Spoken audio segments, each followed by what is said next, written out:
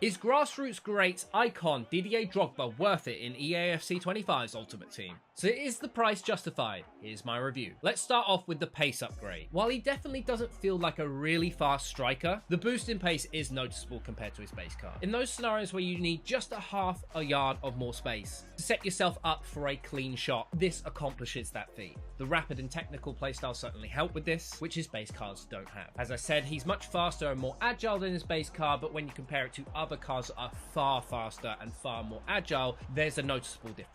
So you need to play to his best attributes, which I would certainly recommend playing him in a two-striker formation. You want to use the other players to do a lot of the work around him and then link up for the final finish. As you can imagine, he has elite level finishing. You really don't need to do a lot of work with some of these shots. Even when you don't think you've executed it right, he still somehow manages to bag a goal. It's likely because he has such high shooting stats, the finesse shot playstyle, and a 5-star weak foot. I think if he had the finesse shot playstyle plus, he would feel much quicker. And I will say there are a few scenarios where not having that playstyle is certainly noticeable in his finishing, particularly when you're outside of the box, but he drills the ball so well with the regular shot that a lot of the time you won't really notice it. And it's largely down to his anticipation. He knows where to put himself to maximize his chances of scoring. And he does pounce on so many little mistakes that players make. His ball control is one of the best features about this card. He tends to hang around the last man, then when you smash the ball into him, he holds it really well, quickly settles himself, and goes for the shot. His link-up play is actually really good. I'm surprised at how well he can make some through ball passes. Despite having some average passing stats, I was really impressed with how well he could pass the ball. Of course, it wouldn't be Drogba without mentioning his physicality and aerial prowess. It really opens up a new dimension in the game for you, and it's also helpful he doesn't get pressed easily thanks to the press-proven playstyle. He is going to win most of the balls in the air, so having the option to go long and have him head it down to a player was super helpful. And the one thing that annoys me so much about this game is body block of strikers when they make runs. He doesn't suffer from body block as badly as some of the other players, and when you wind him up for a long run, he really does look like a steamroller.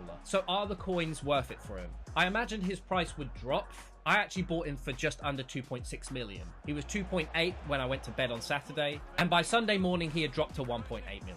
So whilst I'm annoyed that I've lost 1 million coins on him, I don't necessarily regret paying that much for him, because he gave me the best weekend league results I've had all year. And I really do feel like I have that clutch factor up front now. Now that he's dropped by over 1 million coins, I say he's even more worth it. If you're not willing to change your playstyle, I don't think you're missing out. Like and follow for more EAFC 25 videos.